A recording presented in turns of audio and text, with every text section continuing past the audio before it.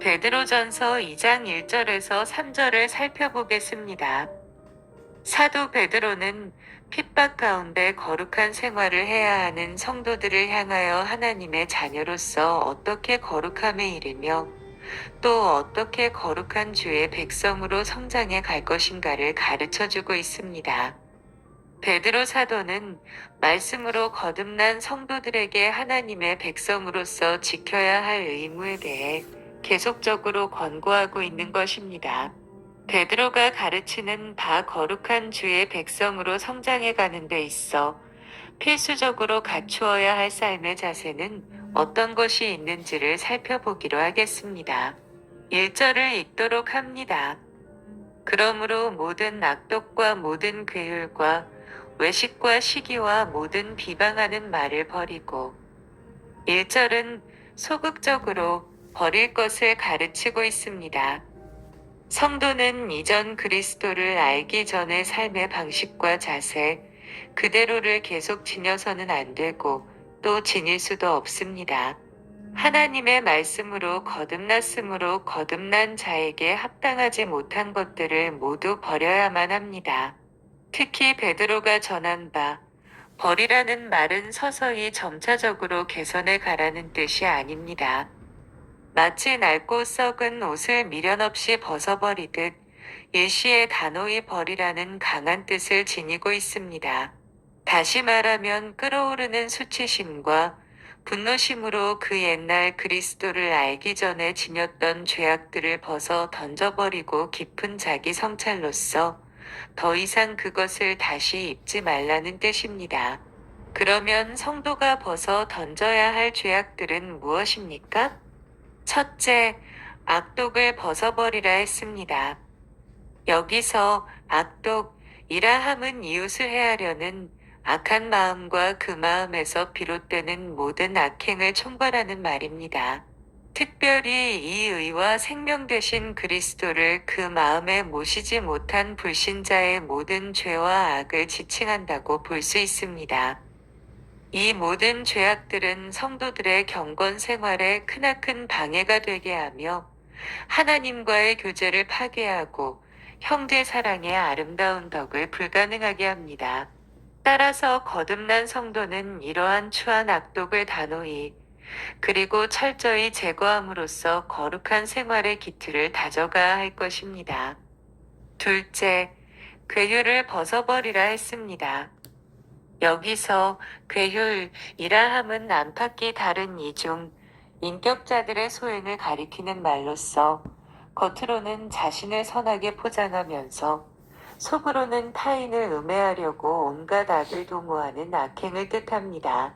정녕 오직 자기 사랑에 심취되어 자기 목적 성취를 위해 거짓과 아첨과 간사함으로써 형제를 속이는 자가 어찌 거룩하고 신실한 하나님 앞에 설 수 있겠습니까? 셋째, 외식을 벗어버리라 했습니다. 여기서 외식이라 함은 예수 그리스도께서 가장 크게 책망하신 죄악 중의 하나로서 위선이라는 말로 번역될 수 있습니다. 여기 이 말은 원래 무대에서 연기하는 배우를 뜻하는데 배우란 무대 위에서 항상 본래의 자기를 뒤에 숨기고 자기 자신과는 상관없는 배역상의 인물 표현에 충실합니다. 마찬가지로 외식하고 위선하는 자들은 종교적인 일에 있어서 거짓 경건을 일삼고 사회적인 일에 있어서 거짓 친교와 거짓 웃음으로 일관합니다. 위선자, 외식자는 그 삶 자체가 거짓입니다. 이 같은 거짓된 삶으로서는 결단코 참사랑과 참 경건에 이를 수 없습니다. 넷째, 시기를 벗어버리라 했습니다. 여기서 시기라 함은 자기 사랑 혹은 자기 우월감이 빚어낸 감정으로서 자기 이외의 타인의 번영과 행복을 한탄하고 멸시하는 것을 가리킵니다. 이 시기심은 자아가 죽기 전까지는 언제나 살아서 활동합니다. 따라서 이 시기심을 가지고서는 자기 부인을 전제로 하는 그리스도 제자의 길에 한 발짝도 들어설 수 없습니다. 다섯째, 비방하는 말을 버리라 했습니다. 여기서 비방이라 함은 원래 무엇에 반대하여 말을 한다는 뜻으로 결국 상대방에게 적의를 품고 나쁜 말하는 것을 가리킵니다. 다시 말하면 마음에 빚어진 악의와 시기심으로 인해 타인을 헐뜯고 비난, 중상하며 상대방의 인격과 명예를 손상시키는 것을 뜻합니다. 진정 하나님 사랑과 형제 사랑이라는 거룩한 두 대 의무를 수행해 가야 하는 성도에게 형제의 인격에 손상을 입히고 온 공동체의 분열을 일으키는 악행은 철저히 제거되어야 마땅합니다. 어쨌든 이상에서 살펴본 바와 같이 오직 자기 중심적이고 자기 만족을 위주로 한 추한 악행들은 거듭나 하나님의 백성된 성도에게 정녕 걸맞지 않은 옷입니다. 따라서 성도는 아무런 미련 없이 그 모든 죄악된 옛 본성의 옷을 과감히 벗어던져야 합니다. 정녕 이러한 자기 부인과 자기 부정이 없고서는 하나님과 사랑의 교제를 나눌 수 없습니다. 너희는 유혹의 욕심을 따라 썩어져가는 구습을 따르는 옛사람을 벗어버리고 오직 너희의 심령이 새롭게 되어 하나님을 따라 의와 진리의 거룩함으로 지으심을 받은 새 사람을 입으라. 2절, 3절은 적극적으로 사모할 것을 권하고 있습니다. 갓난 아이들같이 순전하고 신령한 젖을 사모하라. 이는 이로 말미암아 너희로 구원에 이르도록 자라게 하려 함이라. 사도 베드로는 성도가 단지 옛 죄악된 삶을 청산한 것으로 구원과 거룩에 대한 그의 책무가 모두 끝난 것이 아님을 강조합니다. 베드로는 성도가 옛 죄악의 옷을 벗어버렸으면 그의 빈자리에 새로운 것으로 채워 넣어야 하는데 그 새로운 것이란 바로 순전하고 신령한 젖이라 가르치고 있습니다. 여기서 신령한 젖이란 다름 아닌 말씀의 젖을 가리킵니다. 이 신령한 젖은 새로 거듭나 영적으로 갓난 아이에 불과한 한 인격에게 영적으로 필요한 자양분을 가리킵니다. 이 신령한 젖은 그것을 먹는 자로 하여금 그 마음이 자라도록 그 영혼이 성숙하도록 하여 그리스도의 장성한 분량, 곧 믿는 자들의 궁극적인 구원의 자리에까지 이르게 합니다.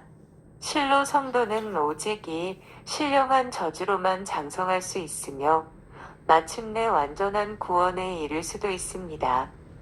그런데 이 신령한 젖 곧 말씀의 젖은 순전하다고 했습니다.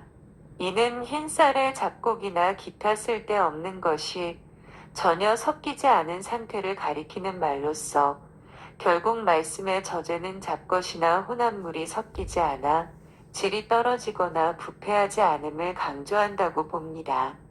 사실 사람의 생각과 가르침은 인간 영혼에 해로운 것이나 방해되는 것이 섞일 수 있습니다. 하지만 말씀의 젖에는 아무 해로운 것이 섞이지 않아 그것을 얻어 마시는 자에게 큰 유익과 은혜를 공급합니다. 한편 베드로는 성도들을 향하여 이같이 인간을 궁극적으로 유익하게 하고 그 영혼을 살찌게 하는 신령한 젖을 마치 갓난 아이들이 젖을 사모하듯 그렇게 사모하라고 역설합니다. 즉 베드로는 갓난 아이가 때를 놓쳐 몹시 배가 고픈 상태에서 어머니의 젖을 다급히 요구하듯 갓 거듭난 영적 갓난 아이는 신령한 말씀의 젖을 얻기 위해 배고파 보채야 한다고 했습니다. 사실 살아있는 아기, 건강한 아기가 온 힘을 돋우어 젖을 요구합니다. 마찬가지로 신령한 말씀의 젖에 대한 끊임없는 열정과 뜨거운 갈망은 그 자신이 거듭났을 뿐 아니라 참으로 건강한 영혼을 소유하고 있음을 입증해 주는 것이라 할 수 있습니다.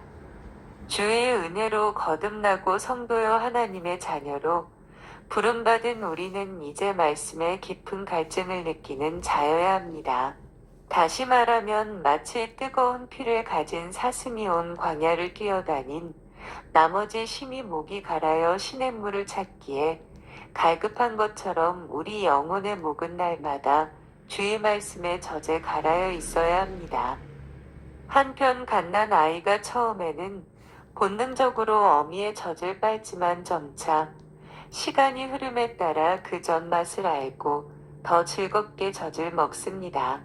마찬가지로 처음 거듭나 말씀의 젖을 무조건 섭취하다가 차차 그 말씀의 젖이 지닌 신령한 맛을 알게 되면, 그리하여 차고 넘치는 주의 은혜를 경험하게 되면 매일 그것을 사모하지 않으면 안 될 지경에 이를 것입니다. 너희는 여호와의 선하심을 맛보아 알지어다. 그에게 피하는 자는 복이 있도다. 여기서 우리는 한 가지 중요한 교훈을 깨닫게 됩니다. 주의 인자와 은혜는 우리 성도들로 하여금 영적인 게으름을 조장하거나 타락과 죄악을 조장하는 것이 아니라 오히려 더 열심히 신앙생활에 정진토록 자극한다는 사실입니다. 정령주의 은혜를 빌미로 방종과 나태를 일삼는 자는 아직 주의 자비와 은총을 완전히 맛본 자임을 스스로 증명한다고 볼 수밖에 없습니다. 어쨌든 우리는 날마다 때마다 말씀을 사모함으로써 우리 영혼을 살찌워 가야 하겠습니다. 진정코 단언하건대 주의 말씀을 먹지 않는 자는 영적으로 성장치 못할 뿐 아니라 심하게는 영적 사망에 이르게 될 것입니다. 적용과 삶. 우리 모든 성도는 하나님의 말씀으로 태어난 자들입니다.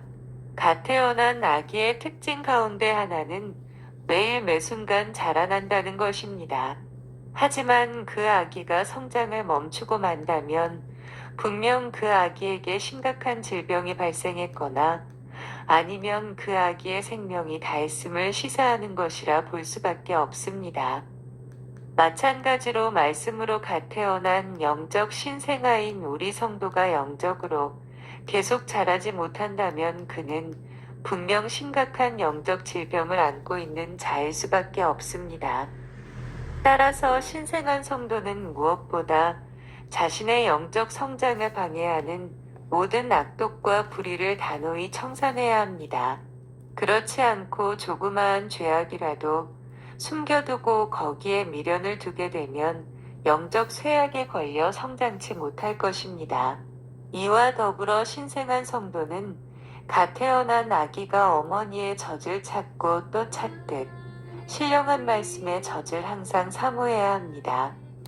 진정 아기에게 젖을 공급하지 않는다면 그 아기는 성장은 고사하고 당장 심각한 죽음의 위기를 맞게 될 것입니다.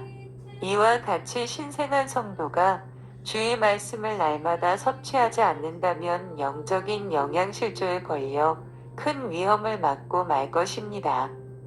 정녕, 성도에게 있어 거듭나는 일은 일생에 있어 단 한 번 순간적으로 일어나지만 영적으로 성장하는 일은 일평생 내내 지속되어야 할 필생의 과업입니다. 그렇다면 하나님께서 우리를 부르시는 그날까지 신령한 젖을 사모하는 일이 우리에게 계속되어야 하지 않겠습니까?